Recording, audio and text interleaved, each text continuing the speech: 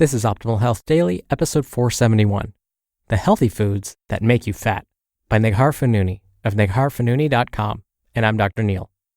Welcome to another week of Optimal Health Daily, where I act as your narrator of the best health and fitness blogs, all for free. I cover fitness, nutrition, stress management, weight management, and more, just like an audiobook, but instead from a bunch of different authors. And then on Fridays, I answer your questions right here on the show. Now, before I get to today's post, a big thanks to Grove Collaborative for sponsoring this episode. Grove Collaborative makes it easy to discover amazing natural home and personal care products, curating the best non-toxic products. And Grove backs all of its customers with a 100% happiness guarantee and free shipping. They make it easy to have a happy, healthy home.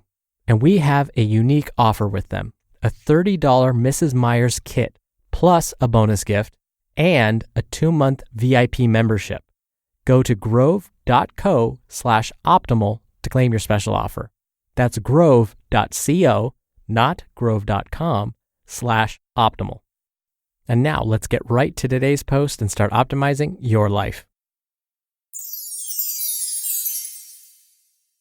The Healthy Foods That Make You Fat, by Neghar Fonooni of negharfonooni.com. I know what you're thinking. How can something that's healthy possibly make me fat? Food choice and quality, above all other aspects of nutrition, are the first thing I teach my clients. What you eat is far more important than the timing or the quantity of consumption. Often the first step is helping clients make the switch from sandwich-heavy lunches to big hunks of protein and copious amounts of organic veggies. But at some point, quantity does matter. Remember Michael Pollan's famed line from In Defense of Food? Quote, "Eat food, not too much, mostly plants." End quote. I'd add to that plenty of protein, but that's a discussion for another day.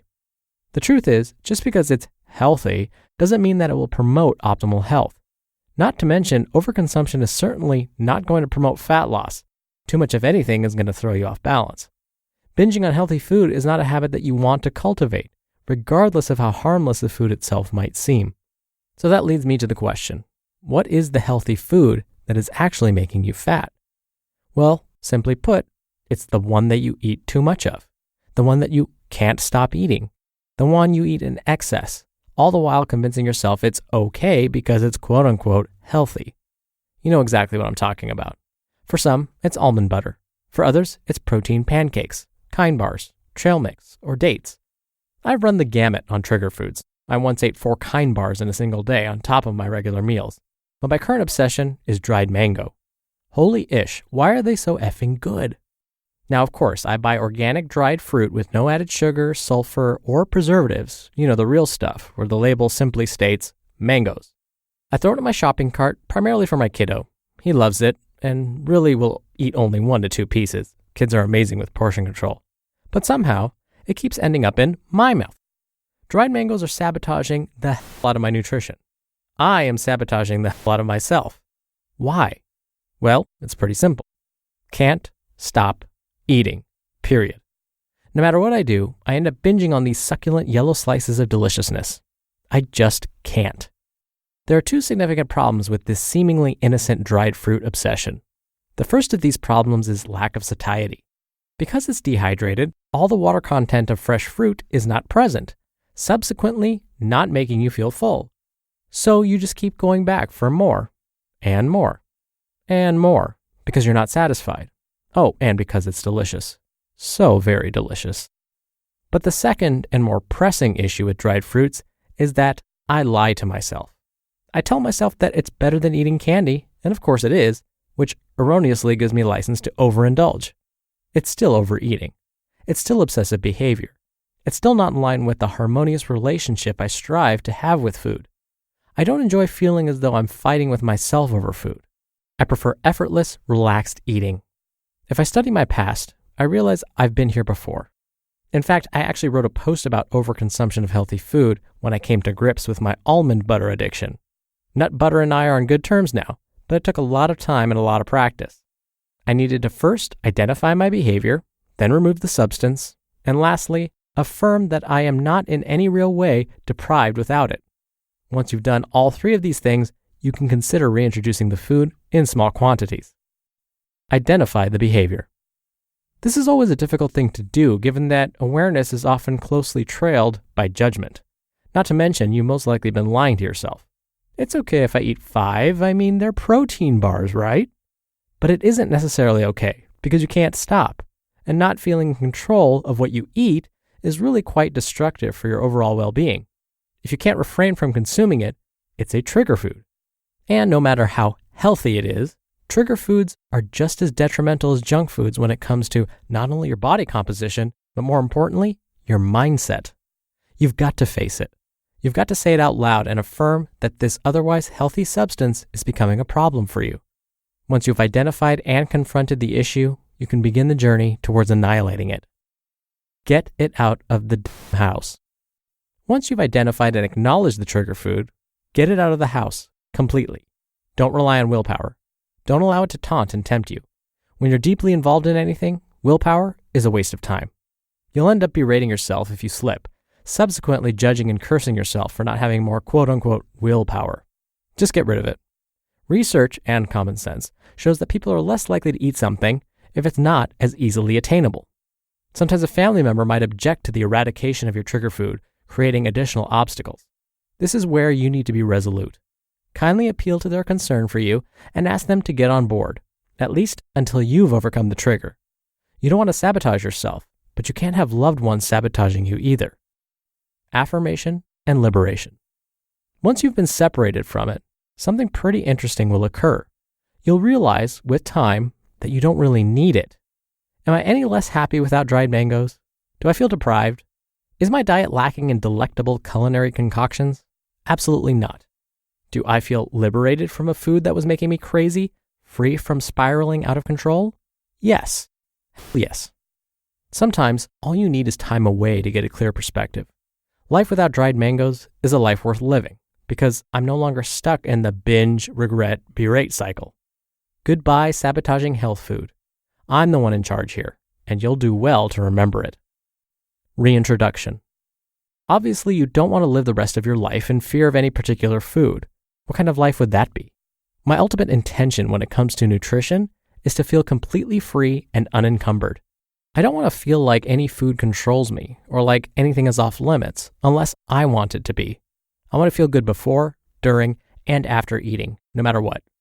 That's where reintroduction comes in. Once you've completed the first few steps, bring the trigger food back in small quantities. Does it still trigger an all-out binge? Then go back to step 1. Can you have a small amount and feel satisfied? Congratulations, you're cured. No judgment, just awareness. Am I ready? Yes or no, that's it, without any guilt or feelings of failure attached to it. You just listened to the post titled, The Healthy Foods That Make You Fat by Neghar Fonooni of negharfonooni.com. Thank you again to Grove Collaborative for sponsoring this episode. Grove provides eco-friendly and non-toxic home and personal care products that are safe for the family and the household. They have their own flagship products, but also carry favorite brands you're likely already familiar with and use, like Mrs. Meyer's, Tom's, Method, and more. But I got Grove's own product, Orange and Rosemary Glass Cleaner. Comes in nice packaging and it smells great.